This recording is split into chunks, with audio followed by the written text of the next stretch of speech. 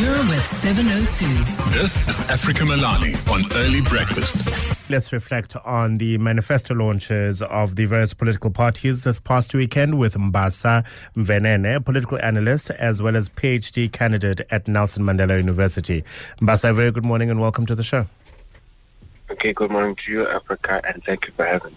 Let's start with the IFP, certainly the biggest of the political parties launching their manifestos this past weekend. 13-point plan that was presented to the throngs of supporters who descended at Moses Mabhida Stadium. What did you make of the IFP's election manifesto?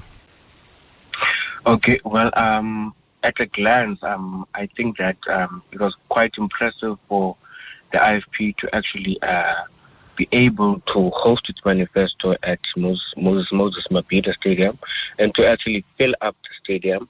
And I found its manifesto to be one that was very very comprehensive. The party leader made it a point to always have this kind of a preface and then move into explaining the how part for each point plan in the 13-point plans. But what I also found interesting was how the party's manifesto spoke about the death penalty. It spoke about illegal foreigners and the employment quotas for South Africans, and ideas such as, for instance, reviewing bailouts and those kinds of ideas really stood out for me in the manifesto launch. Will they resonate with the electorate, do you think? They are part of the multi-party charter, of course, and one has to read that manifesto in conjunction with the rest of those political parties, no doubt. They are very competitive, I would imagine, in KwaZulu-Natal. In fact, the president reminding those attending and those listening that they used to be in government in KwaZulu-Natal. They performed the best as far as education department when they were reminiscing not only on the memory of Mangosuthu Buthelezi, but we've been here before, give us another chance. Will it resonate, do you think, with the electorate? My view on that is that the IFP, I think also in the province where they hosted their manifesto, the IFP has long been viewed as a regional party, a party that is dominant and based within the KZN. And now the party is, in a way, confirming that indirectly by hosting their manifesto where they are the strongest in the country. And another limitation with their strategy, if one may say, is how the party leader made so many references to KZN, to, for instance, the Ingonyama Trust, and whenever he spoke about traditional leaders, they were spoken about in the context of KZN. So there were quite a number of references to that particular province, indirectly implicating that the party may have a strong focus on regaining the province and being able to lead that provincial government to do something that is similar to what the Democratic Alliance is doing in the Western Cape. However, I believe that most of its proposals or promises, if one may say, are quite convincing. I believe that they are in line with the major sentiments of the voter in 2024. That is, they spoke quite at length regarding how they plan to create jobs. They spoke about crime, criminality, gender-based violence. They spoke about energy supply in the country and how load shedding is harming the economy. And I believe that in this election, every voter is listening to hear if a particular party will touch on those specific issues, that is unemployment, load shedding, and gender-based violence, and the high level of crime generally in the country. The Ingada Freedom Party currently 14 seats in Parliament, enjoying 3.38% of the vote. It's the fourth largest party. Let's turn to the sixth largest party now, the African Christian Democratic Party. They launched their manifesto in Johannesburg on Saturday with party leader Kenneth Mashwe effectively saying that should they be elected into power, they will correct what they described as the wrongs made by the African National Congress. He called on party members to ensure that they cast their vote in favor of his party and not the ANC, saying this disgraceful ANC government must be held accountable for how much longer should the suffering masses who are poor, vulnerable, and who are failed by their own government cry out for help. Did he offer enough solutions to the electorate, I suppose, is the key question.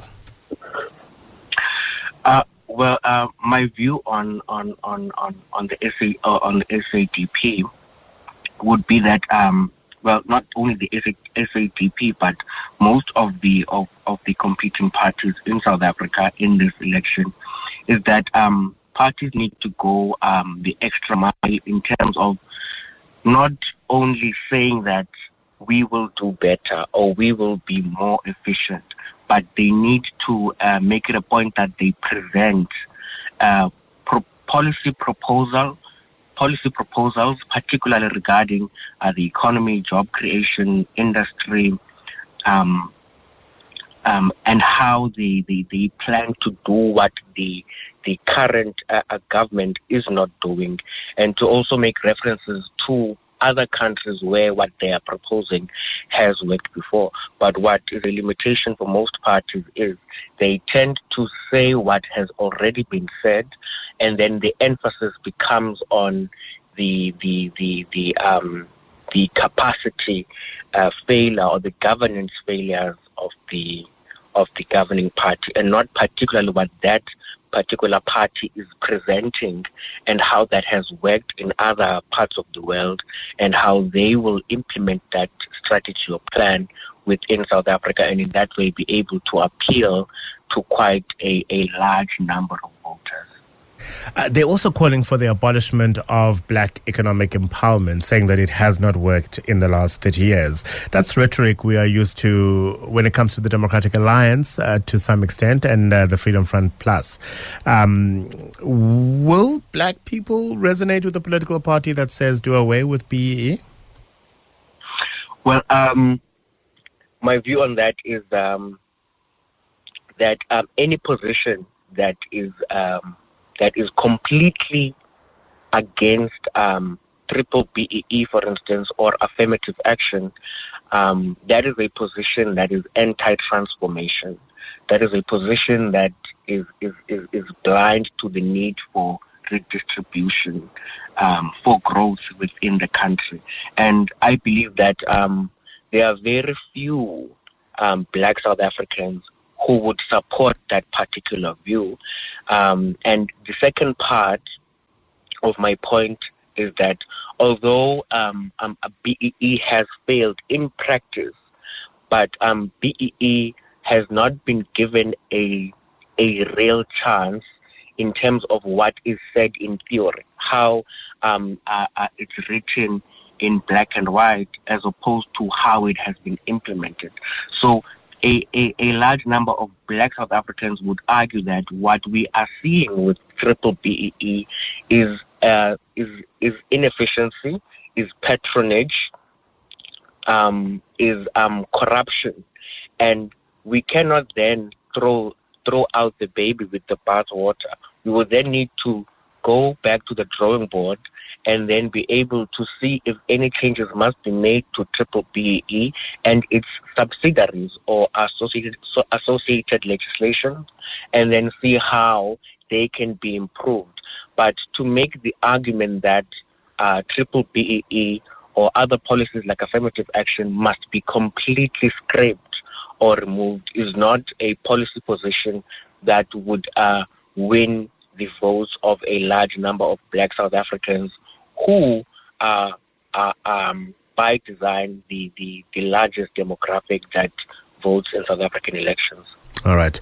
Mbasa, unfortunately, I'm going to have to give you 30 seconds to reflect on Al-Jama-ah's manifesto launch. It happened yesterday at the Harmony Primary School in Lenasia, in south of Johannesburg, where the leadership of Al-Jama-ah said that the African National Congress governments in the past 30 years, rather, has lacked transformation. Their party leader, Hanif Hendricks, vowing a total transformation of the judiciary if South Africans vote Al-Jama-ah into power come election time. I think that Al-Jama-ah did make an effort in terms of convincing the voter, and it's also clear that the party makes left-wing fiscal policy proposals, although the party holds, I believe, right-wing cultural policy. And I think that the party does have prospects, but I think its prospects are very limited because its support base is quite a limited community in terms of numbers in South Africa. Indeed. Mbasa, thank you very much indeed for your insights this morning. Mbasa Mvenene, a political analyst and a PhD candidate in political studies at Nelson Mandela University.